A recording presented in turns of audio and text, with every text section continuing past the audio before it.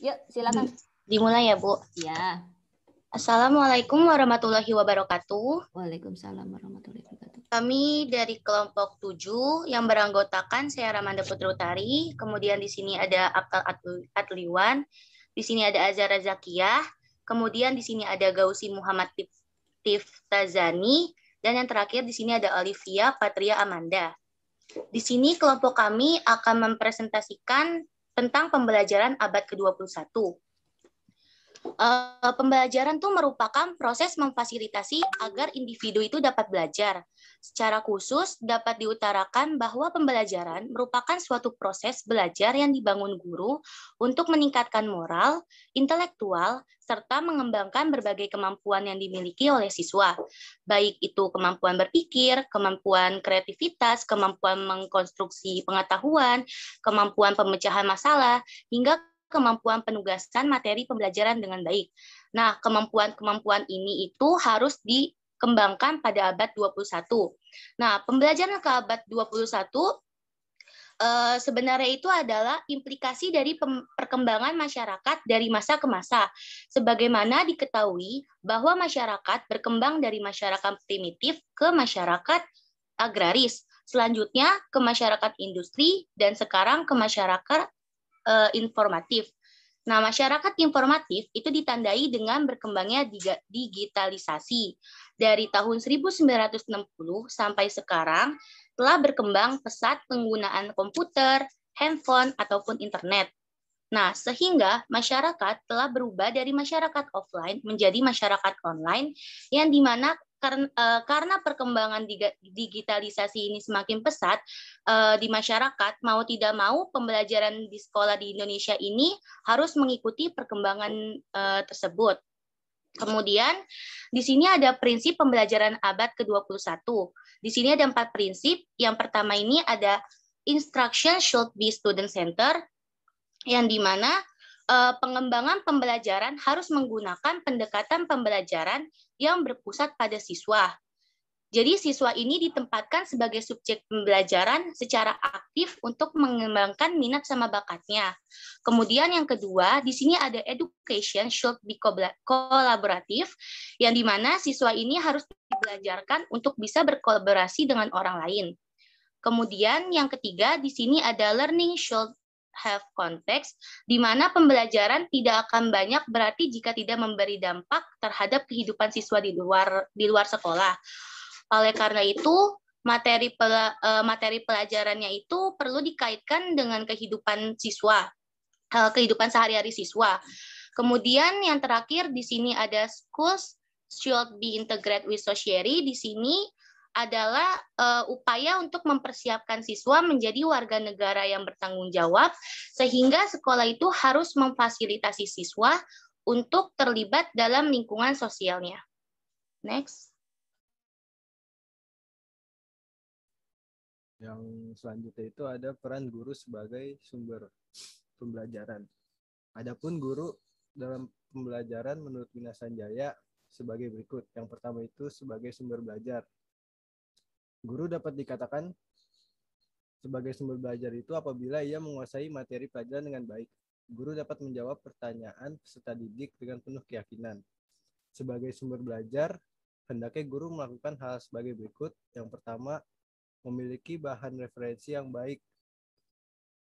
Memiliki bahan referensi yang lebih banyak dibandingkan peserta didik. Yang kedua, menunjukkan sumber belajar untuk peserta didik yang memiliki kecepatan belajar di atas rata-rata peserta didik lain. Yang terakhir, melakukan pemetaan terkait materi pembelajaran. Yang kedua, guru sebagai fasilitator. Ada beberapa hal yang harus dipahami guru sebagai fasilitator dalam proses pembelajaran, khususnya terkait hal-hal yang berhubungan dengan pemanfaatan berbagai media dan sumber pembelajaran, yaitu guru perlu memahami berbagai jenis media dan sumber media belajar beserta fungsi masing-masing media tersebut. Yang kedua, guru perlu memiliki keterampilan dan merancang suatu media. Yang ketiga, guru dituntut untuk mempunyai kemampuan dalam berkomunikasi dan berinteraksi dengan peserta didik. Kemudian yang ketiga itu peran guru sebagai pengelola.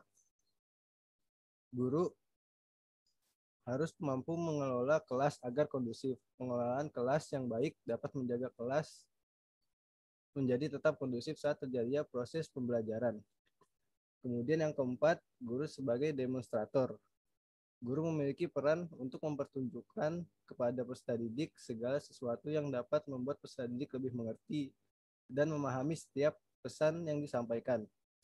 Dalam peran ini ada dua konteks, yaitu guru harus menunjukkan sikap-sikap terpuji dan guru harus menunjukkan bagaimana cara agar setiap materi bisa lebih dipahami dan dihayati oleh peserta didik. Next. Selanjutnya yang kelima itu guru sebagai pembimbing.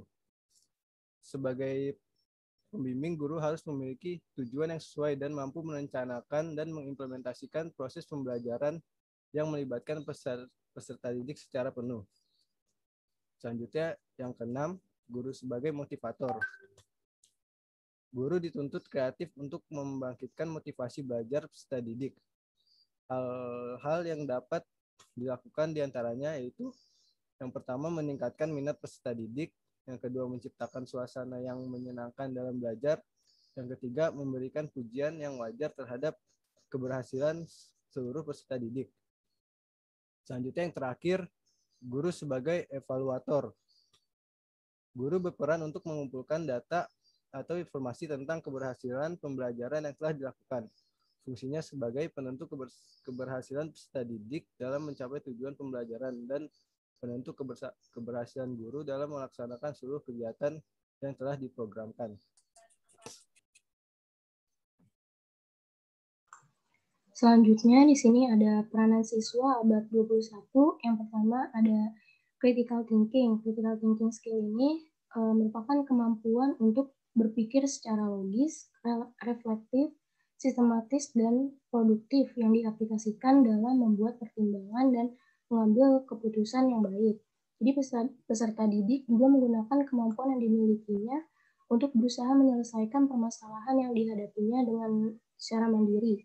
Peserta didik juga memiliki kemampuan untuk menyusun dan mengungkapkan, menganalisis dan menyelesaikan masalah.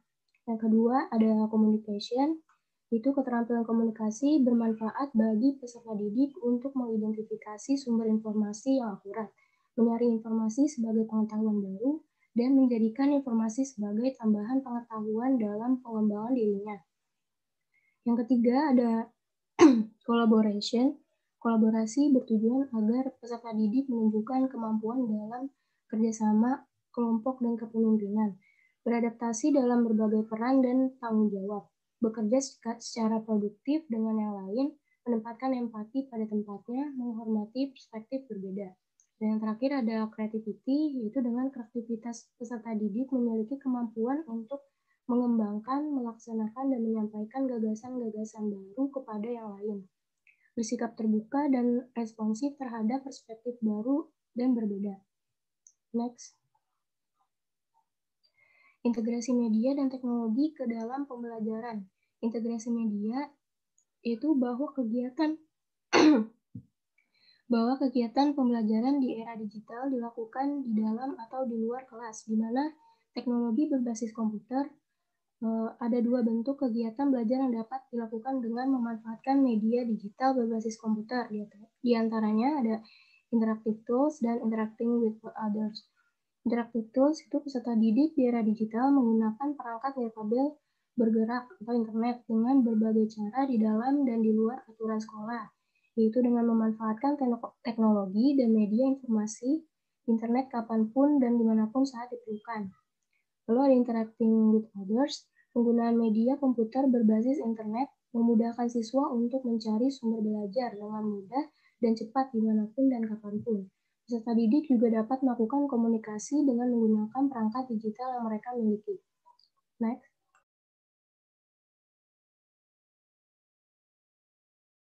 Oke, tadi kan sudah dijelaskan tentang integrasi media dan alat. Nah, selanjutnya ini ada 5 hal atau 5 kompetensi dasar yang harus dimiliki agar si pengintegrasian teknologi dan media ini biar dia itu biar dia apa ya bahasanya ya si integrasinya itu optimal gitu. Yang pertama adalah pengetahuan dasar tentang komputer. Yang kedua, keterampilan mengoperasikan peralatan komputer yang dapat menunjang pelajaran. Jadi si guru ini harus bisa menguasai tentang komputer juga dan juga menguasai alat-alat atau apapun yang bisa menunjang pembelajaran. Yang ketiga, keterampilan menggunakan sarana-sarana produktivitas. Yang keempat, keterampilan menggunakan aplikasi perangkat lunak di dalam pembelajaran. Dan terakhir, keterampilan mengelola aplikasi.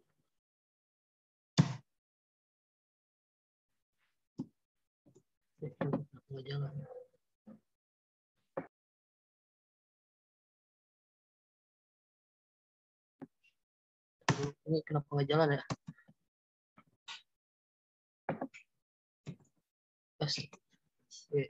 Jadi ini menyusun rancangan pendidikan abad 21. Nah, ini kita lihat dari sini ya, ada yang agak ditebalin. Jadi perencanaan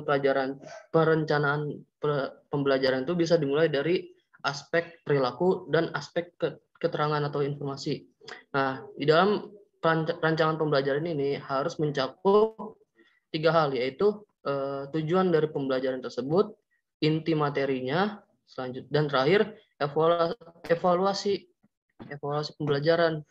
Nah, tujuan pembelajaran itu berdasarkan pada kurikulum dengan mengembangkan K1 dan KD dan disesuaikan dengan lingkungan sosial siswa dalam kehidupan sehari-hari. Nah, selanjutnya inti pembelajaran dikembangkan disesuaikan dengan tujuan pembelajaran yang ingin dicapai berdasarkan pada kurikulum yang digunakan. Sementara si evaluasi ini disusun untuk melihat keberhasilannya pembelajaran yang telah dilaksanakan serta melakukan umpan balik refleksi kegiatan pembelajaran yang telah dilakukan.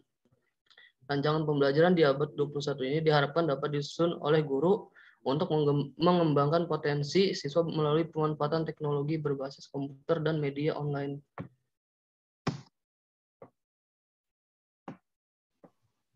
Selanjutnya, dalam menyusun rancangan pendidikan di abad 21, memiliki standar teknologi pendidikan nasional untuk siswa atau National Education Technology Standard for Student, atau yang disingkat NETS.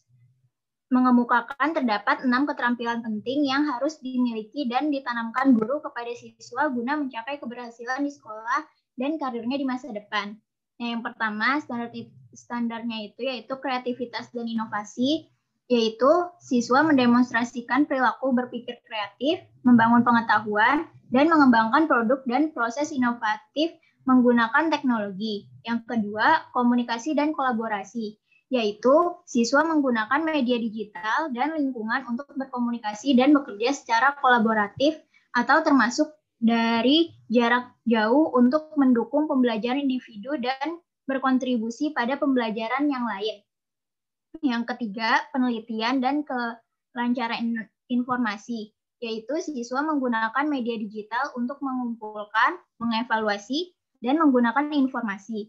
Yang keempat, berpikir kritis, pemecahan masalah, dan pembuatan keputusan, yaitu siswa menggunakan keterampilan berpikir kritis untuk merencanakan dan melakukan penelitian, mengelola proyek, memecahkan masalah, dan membuat keputusan dengan menggunakan media digital dan sumber daya yang tepat. Yang kelima, kewarganegaraan digital atau digital citizenship, yaitu siswa memahami masalah-masalah manusia, klise, dan kemasyarakatan yang terkait dengan teknologi serta mempraktekkan perilakunya sesuai dengan hukum dan etika. Dan yang keenam, operasi teknologi dan konsep, yaitu siswa menunjukkan pemahaman yang kuat tentang konsep, sistem, dan operasi teknologi. Next. Thank you. Ada yang ingin ditanyakan?